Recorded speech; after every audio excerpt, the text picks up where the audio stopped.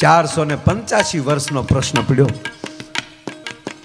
ભગવાન રામની જન્મભૂમિના જે મંદિર હતું એને તોડીને માથે ઢાંચો બનાવ્યો હતો બાબરે. બાબર માળું રૂ મૂળ 35 વર્ષ.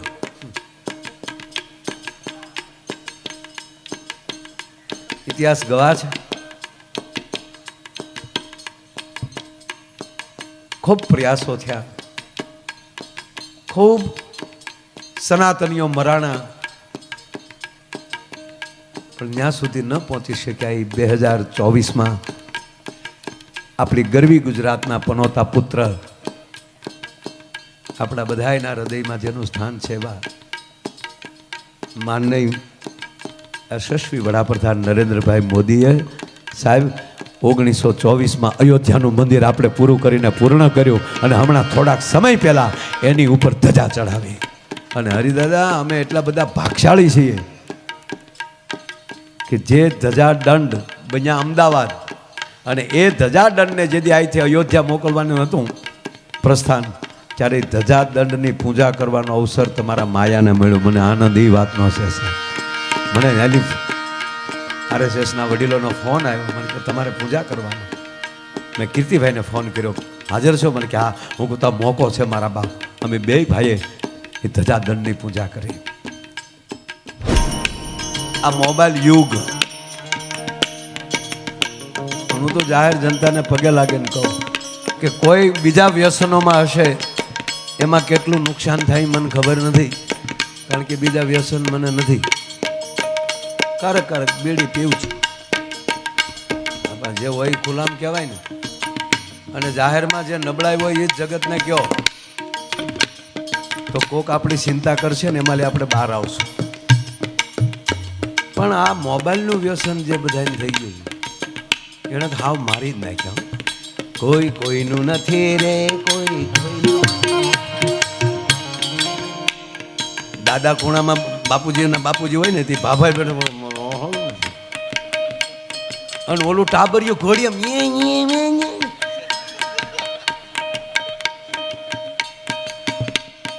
ગોઠવાઈ ગયો બધે. મારી માવુને વિનંતી કરીને કહું કે આ ભાગવત સાંભળ્યા પછી એક વ્રત લેજો કે અમારા બાળકોને અમે હાથમાં મોબાઈલ નહીં આપીએ. તમે જો એના માટે સમય અત્યારે નહીં આપો ને તો ગડપડમાં તમને સમય નહીં આપે. પછી ધોખો ન કરતા કે અમારો છોકરો અમને વૃદ્ધાશ્રમમાં મૂકી ગયો. અને જે બાળકોને તોતડી ભાષા જે માવતરોએ ગળે લગાડીને સાંભળી હશે ને એ બાપ બૂઢો થાય ને તેથી એની તોતડી ભાષા દીકરો 110% સાંભળતો હશે.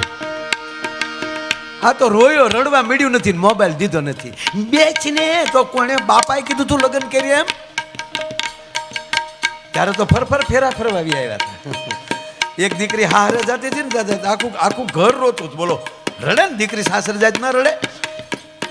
દાદીમાં રડે, પપ્પા રડે, બધા દેકારો, બેટા આવજે મારો દીકરો. આ નહોતી રડતી. બોલો, ગાડીએ પોગી ગયો. વરરાજો ને કન્યા બે આમ ગાડીએ ઊભા ને આખું ઘર રડે. તે વરરાજો બિચારો હાળિયું સામું જોતો તો રડક્યું છું એટલે બીજું કઈ નહીં. વરરાજો બિચારા માથમાં તલાવે ને હમણાં હજી પરણી રહી તો વરરાજાને ઝટકો માર્યો. તમે ગાડીમાં બેહો ને હું ટકર ડોરા આમ કરો, બેહો ગાડીમાં. પણ ઓલું રડે ને, એ રડે ભલે, તમે બેહો, બાકી વાર છે હજી તમારે. જો ભાઈ તમારી સુરતા અહીંયા નહીં રાખો તો મેળ નહીં આવે, કારણ કે આજ માયો બીજે જે આમ તો હોય કેવા પૂરમાં હાલ્યો આવો છે. બેહો તમે ગાડીમાં. એને ગાડીમાં બેહાડીને દીકરી પાછી ફર્યો મમ્મીને પપ્પાને દાદીને કે હું અહીંયા રગો છો, શું રડો છો? ચૂપ, શું રડવા બેઠા? હું શું પહેલી વાર હારે જાઉં છું? પછી ખબર પડી કે એટલે તારી માવું રોવે કે હવે રહેજે.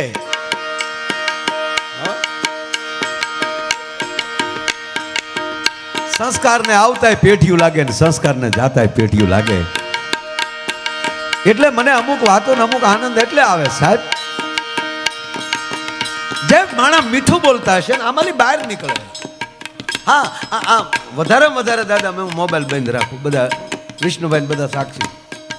આ બધાને ક્યાંક કોન્ટેક કરવા હોય તો એ ક્યાંક મારા ડ્રાઈવર ભાઈ લાલાનો કોન્ટેક કરશે, કાં ભૂપતભાઈનો કોન્ટેક કરશે, એટલે ક્યાંક એ શું થાય છે. આ આપણી વ્યવસ્થા હાટું છે, જગતની વ્યવસ્થા હાટું નથી. માયા આયર પાસે ટેલિફોને નહોતો ને તેથી પ્રોગ્રામ થતા જ તે ઘીરે ગોતતા ગોતતા આવતા ક્યાં રહે છે, પ્રોગ્રામ કરવો છે, રૂબરૂમાં જ માણસ આવતા ગોતતા. અને કવિ કાગ બાપુ એક વાક્ય લખ્યું છે કે જગતને લાયક બની જાઓ પછી ઓક્સિજન લઈ અને દરિયાના પેટાળમાં વયા જાજો, માણસો સબમરી લઈને ગોતતા ગોતતા તમારી પાછળ આવશે. હે મૂળ તમારે આપણે બનવું પડે જગતને લાયક. આ સરદાર વલ્લભભાઈ પટેલ દાદા, મને ક્યારેક ક્યારેક વિચાર એ આવે, હમણાં જ એમની યાત્રા પૂરી થઈ, સરદાર યાત્રા, રાષ્ટ્રમાં એક વિક્રમ થપાણો છે. મોદી સાહેબને બધા ખૂબ એમાં, અને એને તો જેટલા આભાર દઈએ એટલો ઓછો છે ભાઈ. પણ હું સાહેબને અમે ઘણીવાર આપ દાદા બેઠા હોય ને વડીલો બધા, જ્યારે હું વાત કરું, રાજકીય આગેવાનો બધા હરિભાઈ બધા છે, મને વાત એ યાદ આવે કે જે મહાપુરુષ બાપુ ખાલી 2 વર્ષ જીવ્યો એ માને, ખરું તો 2 જ વર્ષ ને, આઝાદી 1947 આગળ આઝાદી મળી અને 50માં તો એને વિદાય લઈ લીધી સરદાર વલ્લભભાઈ. તો 2 જ વર્ષ સત્તા જેણે કરી હોય ભારતમાં, અને આજે માં નર્મદાના ખોળામાં 182 મીટરનું સ્ટેચ્યુ ઓફ યુનિટી મૂકવું પડે. બાપુ એ હરખ્યું જો 10 વર્ષ રાજ કરી ગયો હોત ને તો આજુબાજુના દેશના જે અત્યારે ભોગવવા પડે ને ગોબા એને તેદી ઉપાડી લીધા હોત ભલા માણે, એમાં કોઈ શંકાને સ્થાન નથી. હે તમે કલ્પના તો કરો બાપ. સરદાર વલ્લભભાઈ સોમનાથની દાદા, વિશ્વના 12 જ્યોતિર્લિંગમાં પ્રથમ કોઈ જ્યોતિર્લિંગ હોય તો ભગવાન સોમનાથ છે.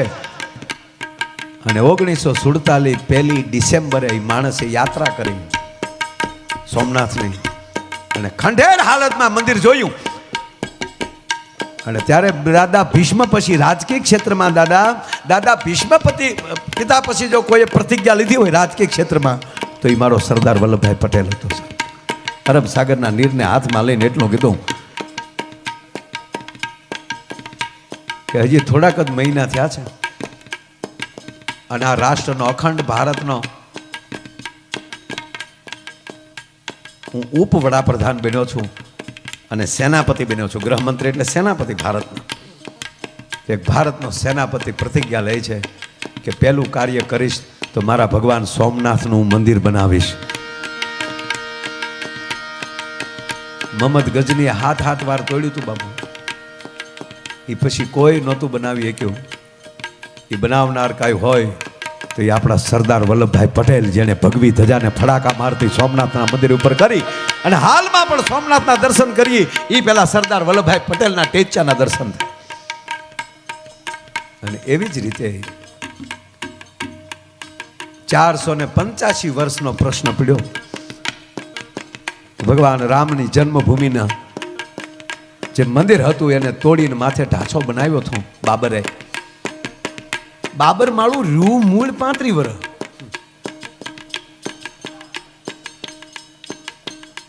ઇતિહાસ ગવાહ છે. ખૂબ પ્રયાસો થયા, ખૂબ સનાતનીઓ મરાણા, પણ ત્યાં સુધી ન પહોંચી શક્યા. 2024માં આપણી ગરવી ગુજરાતના પનોતા પુત્ર, આપણા બધાયના હૃદયમાં જેનું સ્થાન છે એવા માનનીય યશસ્વી વડાપ્રધાન નરેન્દ્રભાઈ મોદીએ સાહેબ 1924માં અયોધ્યાનું મંદિર આપણે પૂરું કરીને પૂર્ણ કર્યું અને હમણાં થોડાક સમય પહેલા એની ઉપર ધજા ચડાવી. અને હરિદાદા અમે એટલા બધા ભાગશાળી છીએ કે જે ધજા દંડ બન્યા અમદાવાદ, અને એ ધજા દંડને જેથી અહીંથી અયોધ્યા મોકલવાનું હતું પ્રસ્થાન, ત્યારે ધજા દંડની પૂજા કરવાનો અવસર તમારા માયાને મળ્યો. મને આનંદ એ વાતનો છે. મને એની RSSના વડીલોનો ફોન આવ્યો, મને કે તમારે પૂજા કરવાનો. મેં કીર્તિભાઈને ફોન કર્યો, હાજર છો? મને કે હા. હું કહું તો મોકો છે મારા બાપ. અમે 2 ભાઈએ એ ધજા દંડની પૂજા કરી. આજે આ યુગ ચાલ્યો જાય છે એવું 21મી સદી 25 વર્ષની પૂરી થવા આવી છે અને આવી કથાઓ થાય છે. આનાથી બીજો સતયુગ હું હોઈ શકે? મારો કહેવાનો અર્થ એ છે ઈ પળમાં આપણે જીવીએ છીએ. તો જે હારા વેણ કાઢશે, હારા શબ્દો બોલશે, એટલે એ બધું મૂકી આ મોબાઈલમાં હારું લોડ કરો. વાત આ ઘણા તો આમાં મજો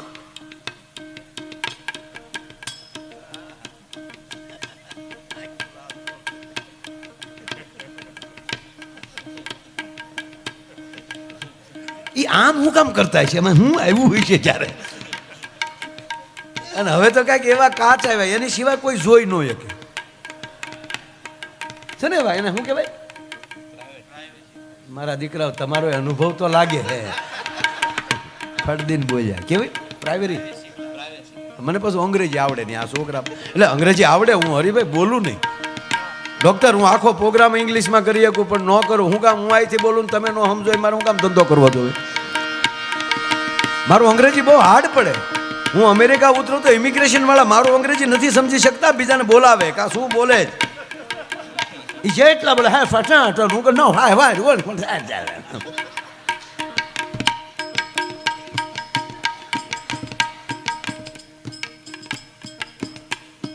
અમારે મારી હારે એકવાર ભૂરો આવેલો. તે ભૂરો તે થોડાક દી હારે રહ્યો ને ત્યાં થોડું ઘણું અંગ્રેજી શીખી ગયો. મુંબઈ બધે ફેર્યો ને તે 15 દી પછી ઘરે ગયા. એટલે એની ઘરે ગયો એટલે જાતા આવે તેની ઘરવાળી સામે ઇંગ્લિશ બોલ્યો. હાય ડાર્લિંગ. ડાર્લિંગ કીધું. હવે આપણો દેશી જતરડો એ દેશી સહન કરે? એ કે હું 15 થી બહાર જઈએ વાર સુધરેલી ગાળ્યું મળ્યા બોલવા.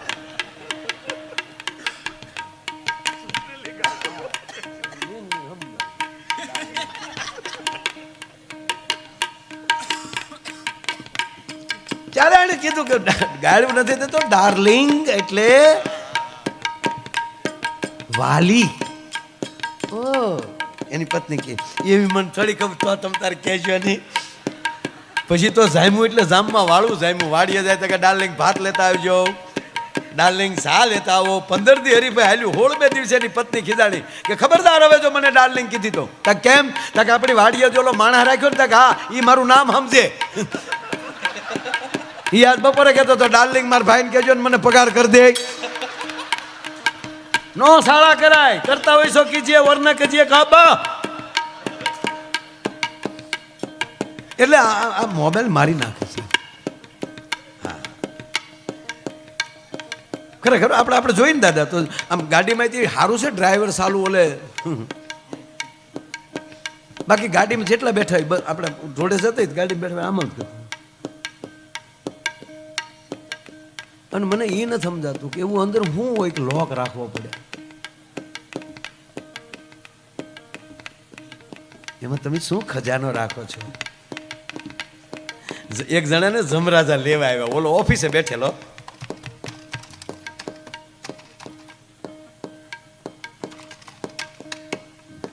ત્યાં જમરાજા આવ્યા. હાલે બોલો કે શું હાલે? હું એકદમ બરાબર છું, ઓલરાઈટ છું. ઓલરાઈટ નો દીકરો થવામાં મારી ઈચ્છા એવી છે કે ઓલરાઈટ છો ને હમણાં લઈ જાવો છું. ભાગ્યા તૂટ્યા વગીરનો કંપની ફિટિંગ પાછો લઈ જાઓ મારે, એસેમ્બલ નહીં, સ્ટેન્ડ નાખેલું ને એવો નહીં.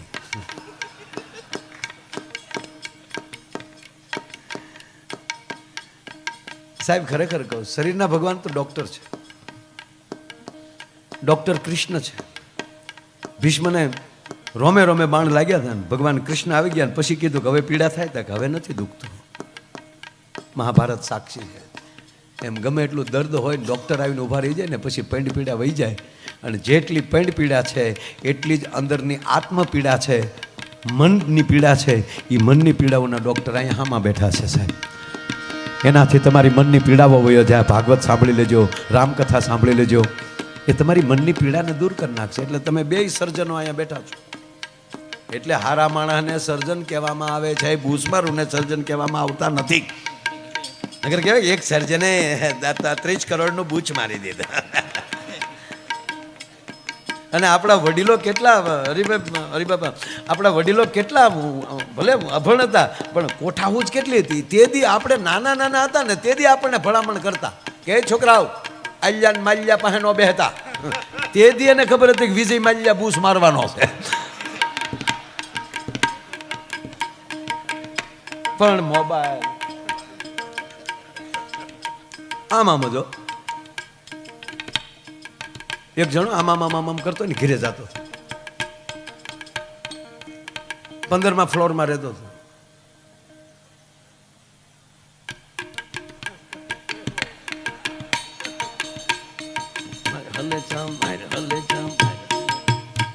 ધીમું ધીમું વગાડું તો એમ કઈ જરૂર નથી. ટેસ્ટથી સાંભળજો. 15મા માળે રહેતો હતો. આમ કરતો ગયો. લીપ બોલાવી, લીપ્સ આવી. આમ કરતો અંદર વહી ગયો. 15મા માળનું બટન દબાવ્યું, દરવાજો બંધ થઈ ગયો.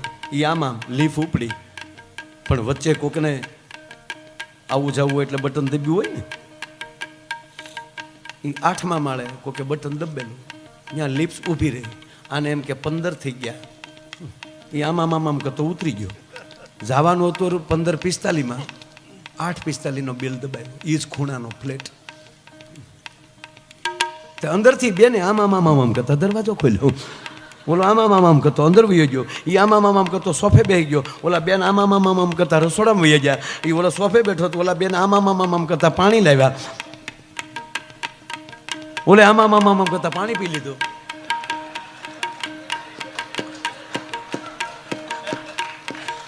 નો વોલ્ટ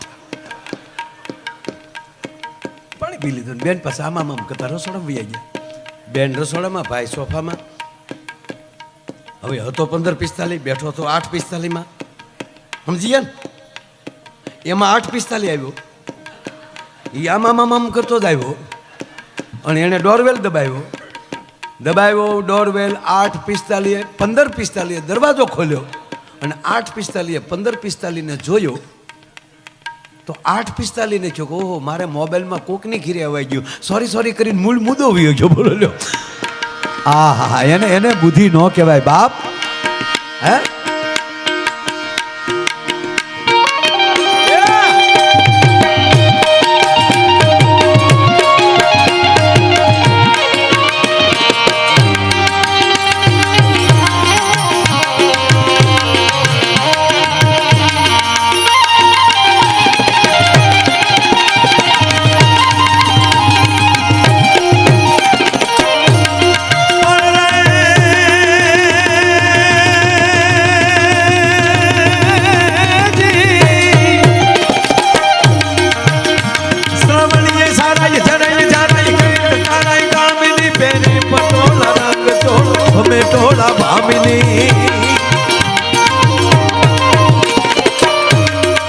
દાદા શ્રાવણ મહિનો આખો ચોમાસું છે, વર્ષા ઋતુનો બરોબર મધ્ય છે.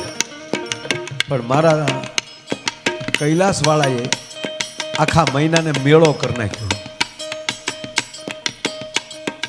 સારો વડોપ્રધાન હોય ને એટલે એ આખા આપણે અત્યારે તમે જોવો તો એ બધે આપણા વ્યવસ્થિત કરી નાખે. તો આપણો વડોપ્રધાન તો ભોળોનાથ આખો મહિનો હળંગ લીધો એને. બધાય ભગવાનના એક વાર. ભોળાનાથનો હળંગ મહિનો આખો, માના 9 દિવસ. અને પછી એમાં ભરતી કરાવતો હતો. એમાં જન્માષ્ટમી એમાં લાવ્યા, રક્ષાબંધન એમાં લાવ્યા, ભાદરવીનો મેળો એમાં. ભોળાનાથે બધા મેળા ભેગા કરી નાખ્યા. એટલે શ્રાવણ મહિનામાં શું થાય? શ્રાવણીએ સારા જરે જારા કે કાના કામિની પેરી પટોળા. નકર પલ્લી જાય કપડા, કાદવ હોય. છતાં ભોળાનાથનો મહિનો છે ને, આ તો પાટણના પટોળા આવ્યો. પેરી પટોળા રંગ ચોળા ભમે ટોળા ભામીની કેતા બેન દીકરી. શણગાર સજીએ રૂપ રડીએ ભૂલ સજીએ ભામીની.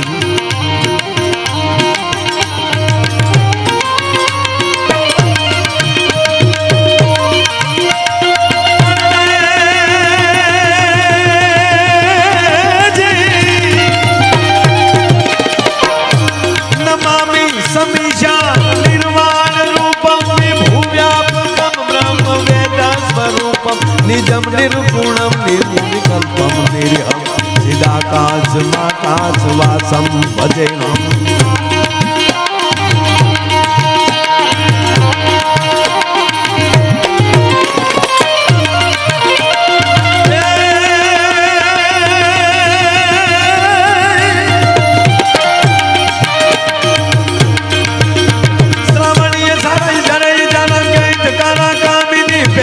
टोला रंग चोला भमे टोला भामिनी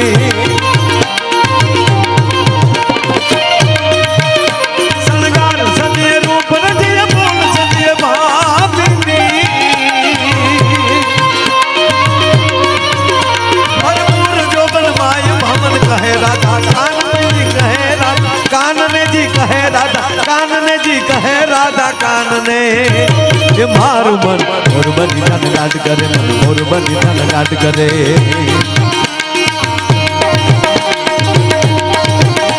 ये हाल हाल हाल वही जाए रात रात माने हमना पण से प्रभात तो काला तारा होवे सबीला तारा होवे रंगीला तारा रंग बेलो जुए तारी बाट रंग लो ए रंग लो जानो जिग्नेश दादा नी पासो गाला तारा होवे सबीला तारा होवे सबीला तारा रंग भेदो तुले तारा बाट रंग लो।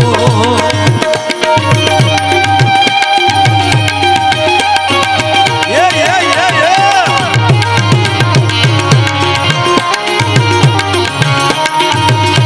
हाथ हाथ दिवस गोप व्रजनी गोपीओ बापू हो वरह काढ ए रंग रसिया तारो राहड़ो भाली आ गामने सेवाड़ी बैठा बोली गोकुल नी गोपी हुए तारी हाथों तो काम बधा मेल्या हेठा बोली गोकुल नी गोपी हुए तारी हाथों तो काम बधा मेल्या हेठा इतने भर के तारी जशोदा माँ छो गाला तारा होवे सबीला तारा होवे रंगीला तारा रंग भेदो जुए तारी आठ रंग लो ये रंग लो जानो काला नदी में छो गाला तारा होवे सबीला तारा होवे रंगीला तारा रंग भेदो जुए तारी आठ रंग लो।